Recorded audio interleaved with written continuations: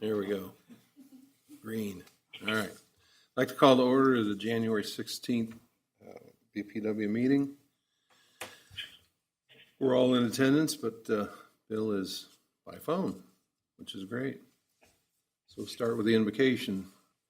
Heavenly Father, we come to you today asking for your guidance, wisdom, and support as we begin this meeting. Help us to engage in meaningful discussion. Allow us to grow closer as a group and engage the bonds of community. Fill us with your grace, Lord Jesus, as we make decisions that might affect all of us. And continue to remind us that all we do here today, all that we accomplish, is for the pursuit of truth, for the greater glory of you. Amen. I pledge allegiance to the flag of the United States of America and to the republic for which it stands, one nation under God, indivisible, with liberty and justice for all.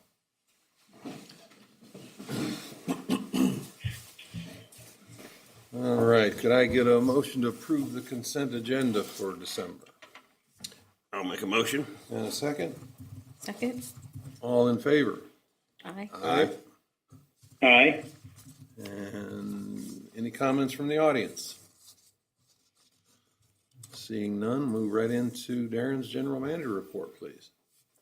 All right, well, we're starting a new year, and so what I've done is I've kind of gone back and taken a look at what is our vision, kind of what we've accomplished. Number one, first up there is safe, provide safe, and that's both safety for ourselves and safety for our citizens. We've had a great year. Insurance-wise, we've gotten another award from the APPA, and we encourage our employees to do that. One of the things we're trying to do is get it to where it becomes a matter of culture. We have our safety meetings on a monthly basis, but we're trying to get it to where instead of trying to find out how close I can get to that line and not put out the safety signs, or how close can I get without having to wear all the PPE. Instead, hey, we're going to do it because we want to do it and we want to be safe. And so there's that cultural change we're working on. It will not be quick and it won't be easy, but we want to make that to where it truly is something that resounds first and foremost for our employees as they go out and do their work. Number two on there is reliability. One of the things that we look at is there's several metrics that we follow specifically when it comes to electricity. And you've probably heard them. There's the SAIDI, CAIDI, SAFI, and ASIA, how you want to put those into terms. And we've looked at that. I've broken it out, and we've actually kind of taken a hit.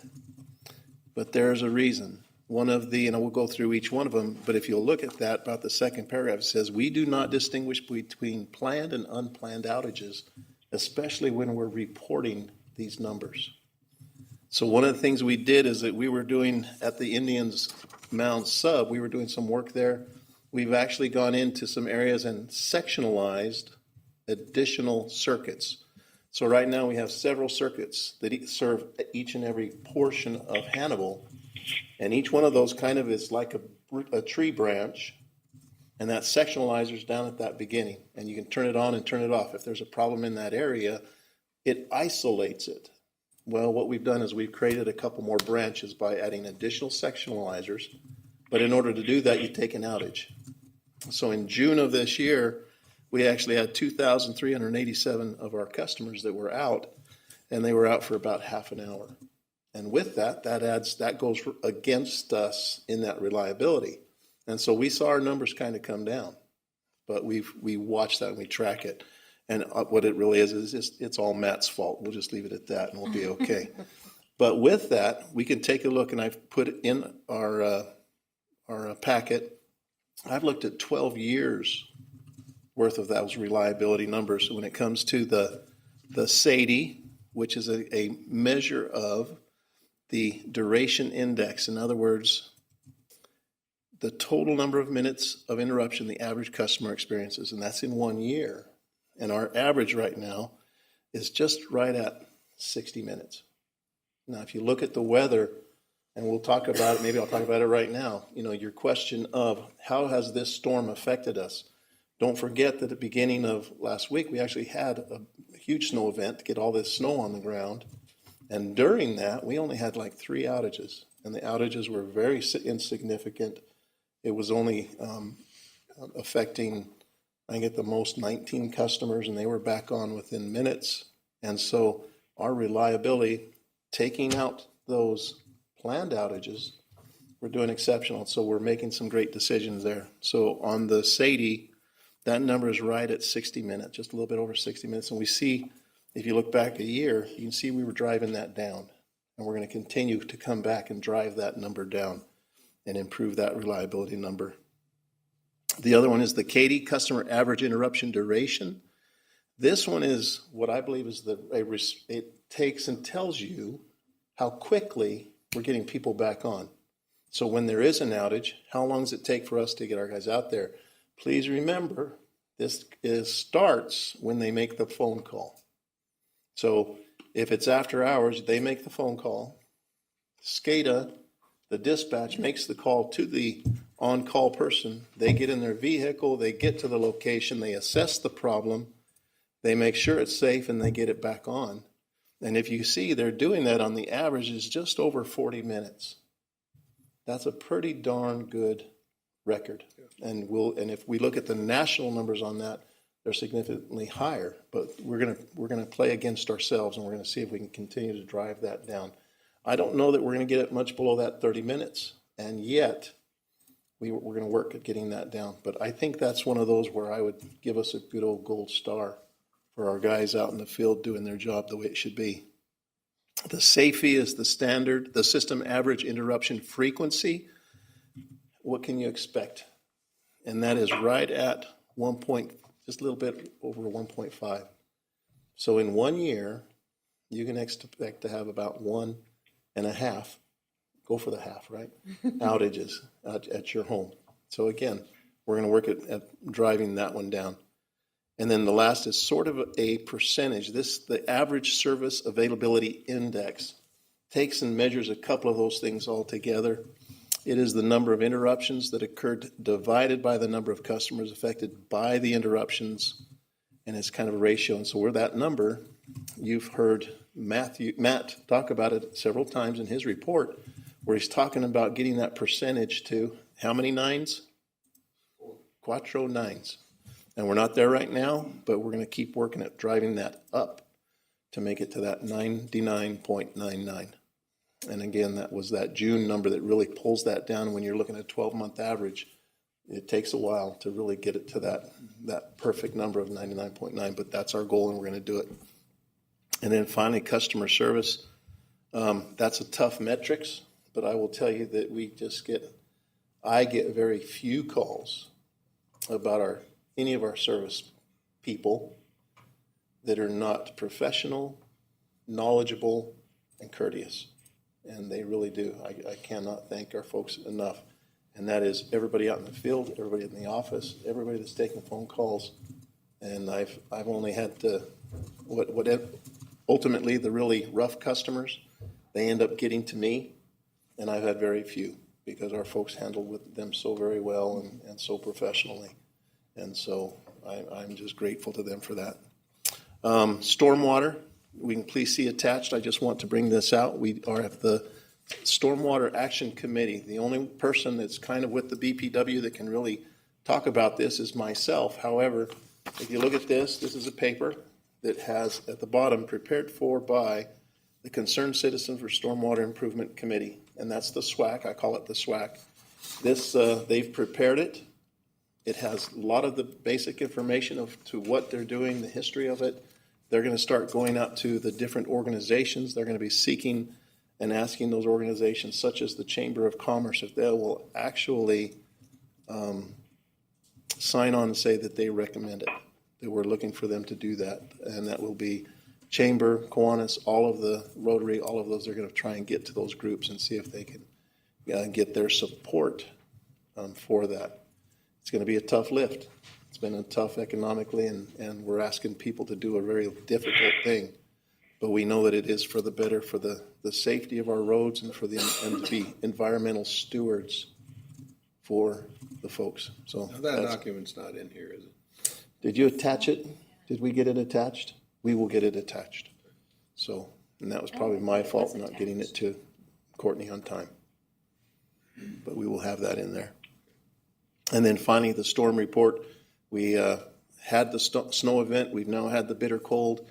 And frankly, things have gone very well. That nothing out of the ordinary has hit. Storm related, guys are being safe. Our employees are watching it. We're in a hazardous condition, and they're treating it as such. So that is my report, unless you have other questions. Or... Yeah, I think it's impressive that there haven't been outages, you know, it doesn't take more than a couple hours for somebody to be pretty devastated by this kind of weather, and it's pretty commendable. We haven't had anything so far, knock on wood. Thank you. Yep, we'll share that with them. All right, you say you're done? I'm done. Okay. We can move on to Matt Munslinger for the operations report, please. Good afternoon. As Darren alluded to, our overall reliability, we try to get to that four nines, 99.99%. Right now, we're at 99.988, so we're getting there. This is actually up from 99.986 last month. And again, it's a 12-month rolling average. So some of those bad months, when we get back toward the middle part of this year, June's interruptions will fall off, and then coupled with the good availability that we've had over the past 6 months, and hopefully into the 6 months into the future, it'll help bring that number up. So again, trying to achieve the 4 nines there. Big item on the electrical side of things is we had a failure over at Red Devil substation back in August, where some bus work got hot enough that it melted, and that substation has been offline since then. We worked with our engineer and some suppliers and got the materials in. We brought a contractor in, and they were able to get that stuff replaced about the 12th of December, around that time frame. And that substation is now back up into service, or in service. Because the Ford Street substation was the same vintage, built at the same time. Once we got Red Devil Road back up in service, we went and took it down, went through and made sure that we weren't going to have the same event up there. And so we did make some modifications to where it kept birds and animals out of certain areas, but no major issues there. So we're now back up into normal system operation.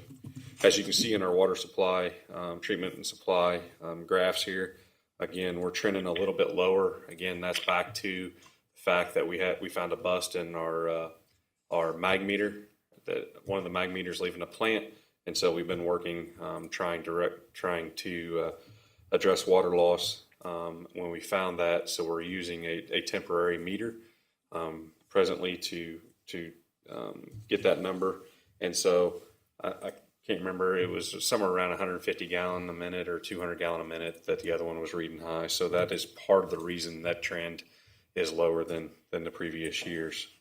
Overall, the shape of the graph is holding with historic trends, and so we're still getting good production and good usage out of our water. Water distribution, we did have 11 main leaks. For some reason, a majority of them happened about the same time. Gene Majors, who had been with the organizations for 46 years, the week after he left, it seemed like we were having multiple leaks the same day. So our crews were out running 2 crews most of the day, every day, and we got those main repairs completed. Wastewater treatment plant, you'll see that, again, our flows are relatively low, indicating we do have a low I&I with a low river, no precipitation. So we're down, again, this month we were at 3.88 million gallon was our max flow, which pushed our average day flow under the 3 million gallons a day. We are in the process of doing some upgrades down at the wastewater plant as it relates to some older meters and some doors and windows at the main office building there. Just trying to maintain what we've got there and not prevent further decay. On a cleaning list, one thing that came about from a 2009 EPA inspection was we're trying to get through the system cleaning once every 5th year and televising once every 20th year. So you'll see the last line there. This past year, they've televised over 92,000 feet and cleaned over 145,000 feet of sewer main. Technology-wise, again, it's just updating to current standards and stuff to try to prevent any cyber vulnerabilities. We did work with Bluebird on the extension of our fiber network. As part of our overall project or plan, we're installing a storage facility over at the old police range at the base of Bear Creek Dam. We extended the fiber network over there so that we could control accessibility and then have cameras installed there to protect our assets that we are storing there. And then ultimately, we're going to work with the Corps of Engineers. Hopefully, they allow us to route fiber up to Bear Creek Dam Control House so that we can control it. And that's all I've got as far as the operations report, unless you all have any questions. When you put fiber in, is that owned by the BPW? I'll defer to Matthew Jones. Well, in a way. So back in 2014, we partnered with Bluebird with a joint fiber installation. The reason that we partnered with them is they were wanting to access a lot of the same areas that we were going to. So we did what we call lease purchase agreement to utilize their labor. They installed a separate duct where we have our own fiber inside of that duct, that after that lease purchase expired, we will own that fiber. It's not connected to any network other than our own. So all we did was utilize them to extend that private network to that building and then patch it back in. So our ultimate goal is to eventually be able to connect Indian Mountain Substation to West Substation. So we'll have a true redundant loop, but budget dictates everything. So all in due time. And then we will in 1 to 2 years also. So our initial lease purchase was 10 years, so we're about up. There's some caveats that come with that, though. If we agree to take it over, we're responsible for any break fixes, locates, that sort of thing. Their crew is currently handling all of that now. If we decide to go into another long-term service agreement, then we renegotiate that cost. It was a huge cost savings to us back in 2014 compared to us doing it on our own. So I guess, I mean, when we get to that point, unless that ring is already set, would you plan on using them for fixes in the breakages? Or is there some other outfit? The reason that we have chosen to go with them is that they have the expertise and skill set to do that. We do not internally in-house. You know, we fix our own power and water and sewer lines, of course, but when it comes to that type of communication, we don't have expertise. So if we did take it over ourselves, we would have to look for some sort of third-party contractor to help with anything like that. That or maybe a service agreement with them or something, I don't know. Yeah. In the likelihood, if our equipment or if our fiber was damaged, theirs is more than likely damaged as well because they're running in the same borehole. So, Okay. Matt, also in your report here, I was noticing something, and I don't know if it's you or Paul, but looking historically over the last 6 months, there was a range from between $1,500 and $4,600 in write-offs for bad debt, and this last month it was $14,000, which was almost an order of magnitude higher than the lowest one. Is that something that you should address, or Paul? We're pointing at Paul. Okay. Yeah, I don't have an answer for you, but we can get back to you on what that increase might be. Okay. That's, in the leads department handles all of that, customer service department, so if I'm guessing with it being December, we probably do some type of year-end, calendar end, look at it. I believe we also had some kneecap money that actually dried up. Previously with COVID, they had doubled, and this year they didn't do the same, and so I think that has as much to do with some of the state funding that has been withdrawn. But we will get to you on that. Yeah, and also Don't take that as gospel. Yeah, I mean, it also has implications of people, you know, being cut off and sitting there without power. So, You can't cut them off this time of year, can you? Correct. And the temperature is also, there's a temperature point where if it's below that, Oh, that's a good and point. currently we're below Write-off that. is not a disconnect, yeah, okay. No. Makes sense, okay. Yeah, if you could find out something about that, We'll look that'd at be that. great. Right, Matt, since you're there, if you could continue on with the project report. Okay, on the water projects, the roof replacement at the water treatment plant is a big one. We'll talk about maybe some change orders on that later in the meeting, but we're kind of at a standstill at this point. There was some misalignment with some of the paneling metal paneling that came in for the roof. They don't line up just right, and so the contractor is making that right, and so he's got the additional material order. He's just waiting for that to show up. Gravity filter media replacement. That is replacement of the filters that have been in service for a number of years now. Taking them down back to the concrete basin, putting new under drains, putting sand back in, and then anthracite on top of that. That was awarded to Martin General Contractors back in November. We had a pre-construction meeting today. It's 16 weeks before they even get any of the material in. Some of the items that they're going to try to do beforehand are the replacement of the meter that I alluded to earlier that we found that was off. And so they're going to try to get that done as soon as they can get it. There's a couple other new meters that they have to install and some other piping that they need to do.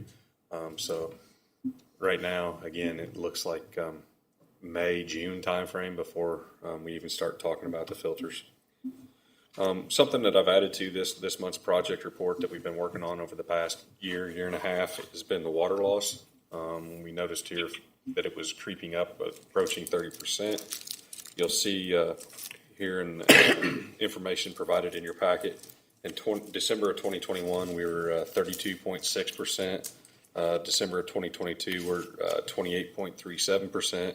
And December of 2023, we're down to 19.18%. Some of the things we've went through to do that is, again, we've used Eden Brothers. They're putting remote monitoring equipment out there to make sure that our meters are accurate. He's also able to track it real time. So the other night we had a water main breakdown on Broadway and 3rd. He was able to work with Alex, and you could see almost the exact time lined up with when we got the call, when we were able to shut valves. And so that helped prove to us that, the big leaks like that, they're happening. They're just leaking underground, and we're not finding them. That's where we utilized FIDO leak detection this past May and June and September, where they came in and listened on valves and meter locations.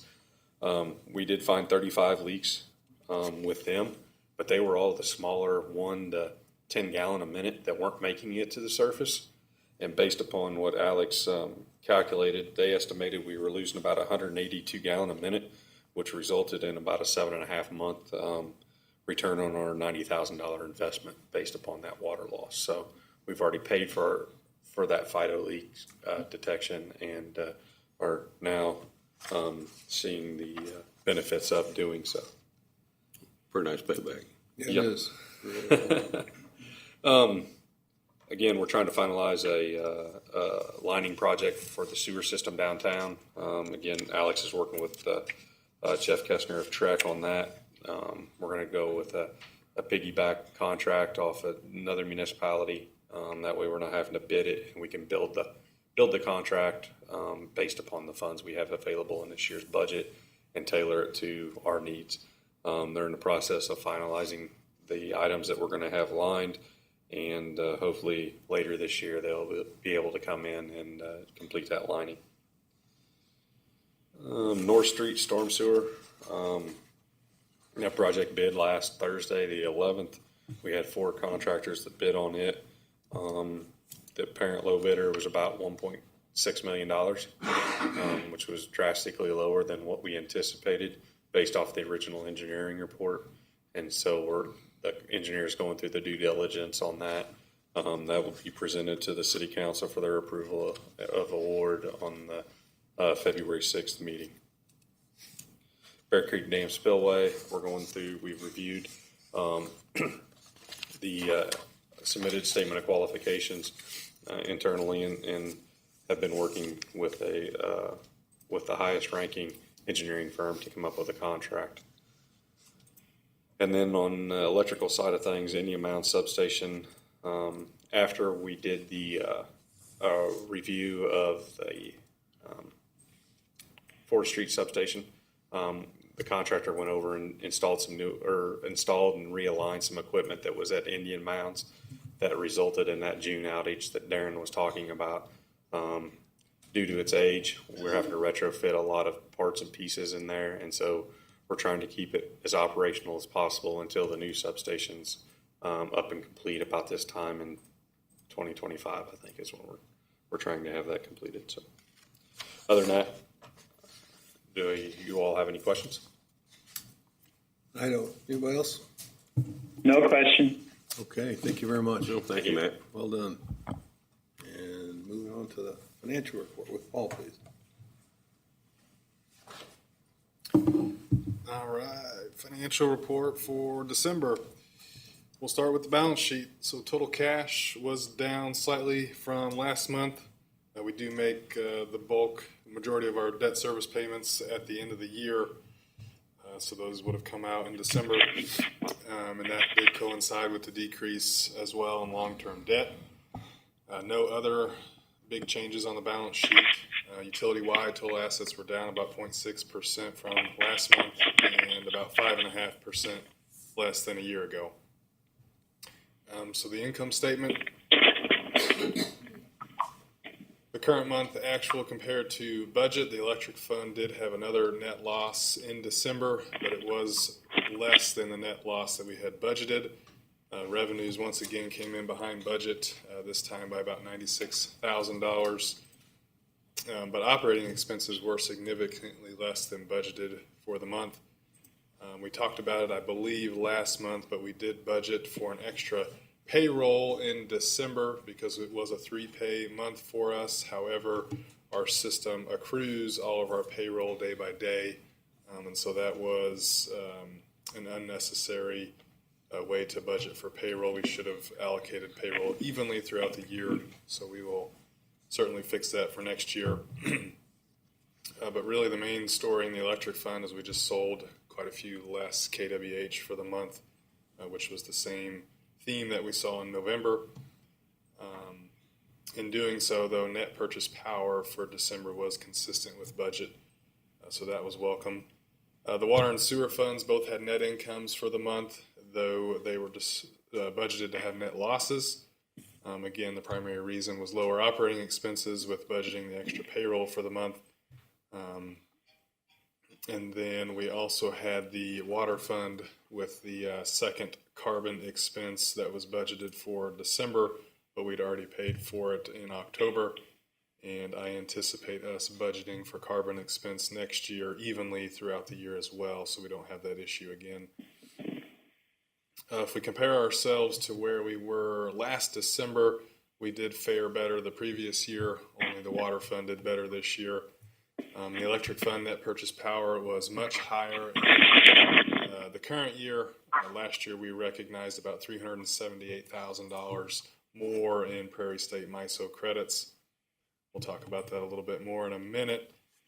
So year to date now, the electric fund has a net loss of $1.9 million for the year. And that is primarily due to lower revenues, which are now behind budget by about $633,000. The water fund is just slightly behind budget, also due to revenues, which are behind budget by about $84,000. And the story is the same in the sewer fund, which is now behind budget by about $142,000 in revenue. Just like last month, if we compare ourselves year to date this year to last year, utility-wide net income is less this year, and mainly those Prairie State MISO credits are the main reason in the electric fund. At this point in the year, we have recognized $3.3 million less in Prairie State MISO credits than the previous year. Again, we believe that's due to just the less volatility in the markets. Obviously, here in January, we've seen much more volatility with this weather, and coinciding with that, our Prairie State MISO credits have increased. And so anytime we have extreme volatility, we're able to make more money by selling off that excess energy that Prairie State is generating back onto the market, and then we recognize the benefit from that. And so since we've been steady state for most of the year so far, we have not had as much credit that we got that we would have recognized last year when the markets were more volatile. So overall, year to date, revenues are our main reason. We're down about 4% from last year. And so I did take a quick peek at our top 4 largest customers this far this year compared to last year. And all 4 of them have used less kWh in gallons than they did last year. And that would be General Mills, Spartan, Watlow, and Enduro. And so anybody's guess to why that may be is up for discussion, but part of that would be due to weather, though I don't think the weather has been all that inconsistent with what it was last year, and so really it's just a matter of just less usage when it comes to electric and water, and we've talked about how efficiencies might play a role in that as well, but it does at least trend that we have sold less units this year than last. If we flip on down to the dashboard, our debt service coverage ratio did improve slightly in the electric fund. It also improved in the water fund as well. We obviously still are tracking that very closely, especially in the electric fund as we get into our budget season, just to see where we're at or projecting to be at the end of this fiscal year. And I believe that is all I wanted to point out with the financial report for December. Does anybody have any questions? I don't, Bill, you got any questions here on the phone? Yes. We're okay. Any questions there, Bill? No question. No, okay. I don't think any of us do. We're all fine, I think. Okay. Bill, you had sent in a couple questions. Did you want me to address those on some of those big ticket items on the check register? I noticed that mine has that on there, so I'll trade you. Courtney, okay. The MinStat and the HTE? Yes. Yep, I can address those real quick. So we had we do tend to have some larger checks at the end of the year, especially in December, as we renew a lot of our annual maintenance contracts. And so MinState ACS is one particular. They provide our SCADA software, and so every year we do an annual support contract with them that allows them to come work on things when things go down. So that one was about $17,000 that was paid for in December. And then another one was HTE Technologies. We have a preventative maintenance contract with them on our oxygen compressor down at the wastewater plant. They are the rep in our region, and so if there's any issues with that compressor, having that support contract in place makes sure that they're on site and able to address any issues quickly, as that is a very crucial piece of equipment down at the wastewater plant. So those were the two I believe you'd asked about. Were there any other ones, Bill? No, that covers it. I just wanted to make sure that, understanding what the terminology was and what they were doing. Under the new budget, the back truck, we can talk about that later. Yep, right, yep. The quick answer to that is yes. If we get our stormwater funding passed, that we would be adding a vac truck for that department, that it would need one.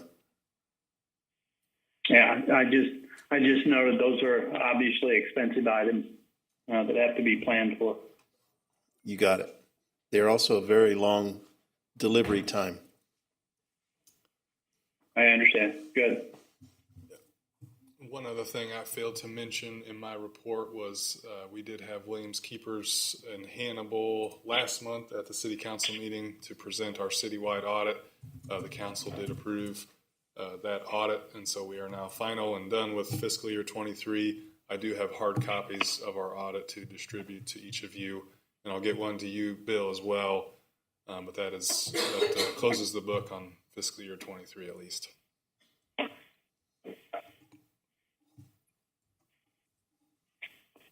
All right. Anything else on the financial report? Having heard none, if we could keep Paul up there for the 5-year capital improvement on unfinished business. All right. So we tonight you have what would be the final 5-year plan there in front of you. After the board approves, that document is then sent on to the City Planning and Zoning Commission for them to review. All city departments are required to send in their capital plans to that commission for review, and we present that to them at a later date. But between what we presented last month and this month, there were just a couple very, very minor changes. In the sewer fund specifically, there's one project, S6, some electrical upgrades. We had originally had $400,000 in the budget for that project. For the current fiscal year that we're in now, we do anticipate starting on that work in the spring. However, we went ahead and left $200,000 into next fiscal year just in case we're not able to finish that project completely this year. So that was one change from last month. And then the only other change was in the stormwater department. We went ahead and extended the financing that we intend to obtain for establishing the stormwater utility for an additional year. So all we did was highlight that cell yellow there in 26-27 just to show that we would probably extend that financing out just to make sure we had enough revenue in place before the actual tax revenue started kicking in. But outside of those two minor changes, the document is the exact same as last month. So I don't know, other than Bill's question on the vac truck and the stormwater fund, if there are any other questions from you all at this time. Do we have any other questions about the 5-year plan? I do not. No question for me. No. Okay, so we would need somebody to then make a motion to approve the 5-year capital plan as it's presented before you. Do you hear a motion for that? Yeah, I'll make a motion. And a second? Second. All in favor? Aye. Aye. All right. Aye. All right. All right, thank you very much. Thank you. And moving right along to new business, mutual aid agreement. Darren. A mutual aid agreement is one of the most powerful documents and things that helps public power really, really shine. And what a mutual aid agreement is it's between ourselves and another group that says if you have an emergency or if you even just have a need for linemen, for equipment, or manpower, that we can call on it. Now, this is generally used for emergencies. And you'll see in part of the write-up that part of the reason that you want this in place is that FEMA will not take and reimburse for costs for the first 8 hours of any emergency without that in place. Now, we have absolutely taken advantage of and participated in these mutual aid agreements for years. We've had crews that we sent down to the Caribbean when there was problems there. We've had people that have come and helped us from Palmyra to all over the state. We've done the same, and I will kind of brag just a little bit in that we are heavily sought after. Our men are good. Our equipment is solid. We keep ourselves in good operating condition. We're able to respond. And so all of those things add up to being a pretty good player. Now, this as a, just so you know, we have ours in place now with MPUA all the way till August, but we would like to get this signed now. It also will then go to the city for a resolution from them to accept it and to be able to move it on for the final requirements of it. Couple of things to note. It's changed a little bit on the insurance requirements, which is a plus. It still gives us all the authority. It doesn't take away any of our authority in that position, but it also takes and allows us to draw from all of MPUA from, I believe, Oklahoma, And let me get the states right. The surrounding states are participating in this as well. And so all of these things add up to a very solid documentation. We can also go from Nebraska and, sorry, I'm not getting it quick enough. Anyway, surrounding states. So this is a very powerful document. It helps us stay sound. It helps us in the situations where if we had an emergency or we were really hit, that we could call on them, we would pay for it, and then we would oftentimes, if it's a significant hit, that FEMA will step in and do some of the reimbursing. But this is very powerful, it's very good, and I recommend that we sign this and move it on to the city for a resolution.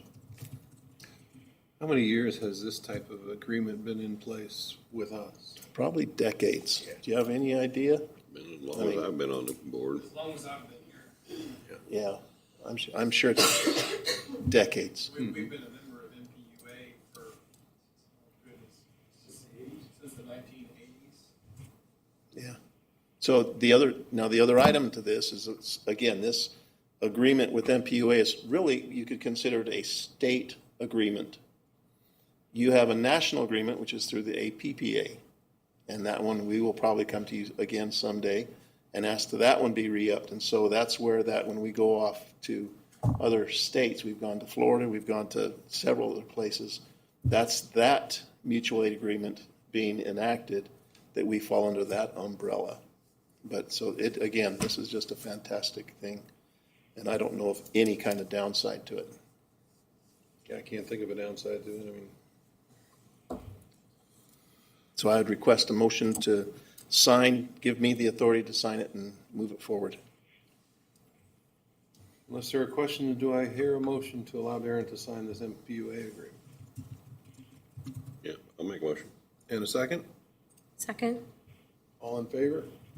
Aye. All right. Aye. All right, looks like it carries. Thank you. Thank you. And moving right along, Matt's new business regarding water treatment plant change orders. Yeah,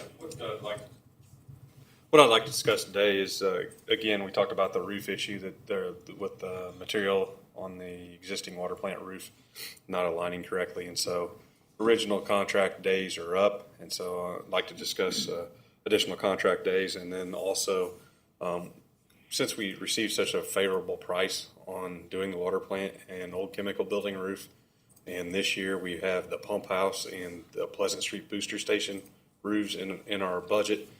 We reached out to that contractor to see if they'd extend that pricing to those as well, and they would. And so I do have two change orders for you all. The first one, if you would approve it, it would be for $58,130, and that would be for the Pleasant Street booster station roof, which is right there.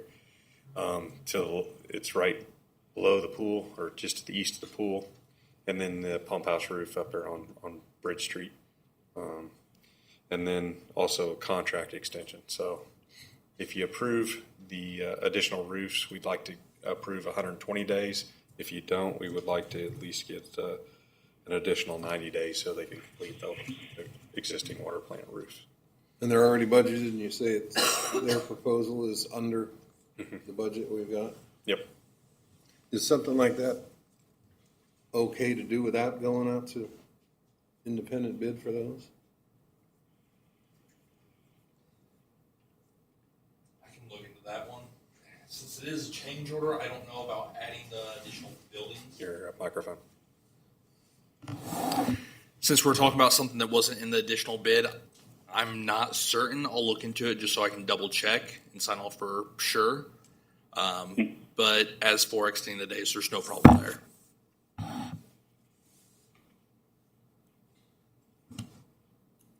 Well, yeah, out of need and convenience and the competitive bid already, I mean, it sounds logical to add those. I just want to make sure we're squeaky clean as far as not having to go out to bid. But as far as the change order for the existing one, to extend the contract term 120 days, if you think that's fine, and we're not going to get caught with any possible, damage from rain or whatever, I'd recommend we do that. Do we need like a motion? Oh, you would, yeah, probably two then. One motion for extension of the days and then another motion approving the additional pending That's how I would do it. comments from the attorney. Okay, makes sense. Does that make sense, Bill? Mm-hmm. Yeah. This all steel. Yes. The price has gone up a little bit on steel. I watched that, so. This would be the roof material and the gutters.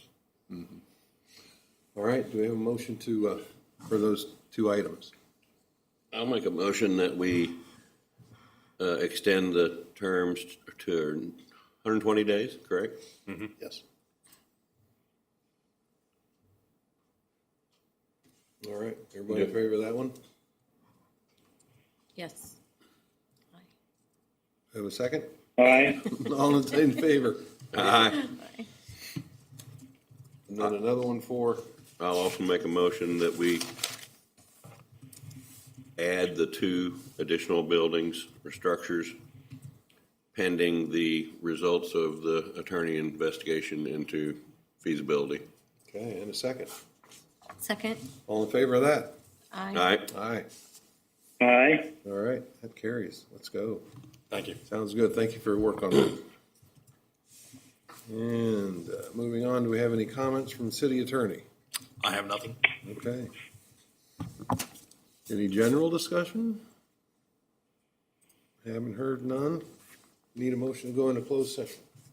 I'll make a motion to go into closed session pursuant to section 610.021.12 of the Missouri Sunshine Law. The meeting shall convey in closed session to discuss contracts. Admitting in closed session is the board members Darren Gordon, Matt Munslinger, Paul Trenhill, and Courtney Harris.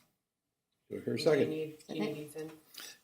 You don't really need you. You can, if you want to be involved, you can, or if not, Up to you. it's up to you. Let's include Ethan. All right, Good. sounds good. And do I hear a second on that motion to go into closed session? I'll second. All in favor? Aye. All right, Aye. motion carries. Aye. Aye.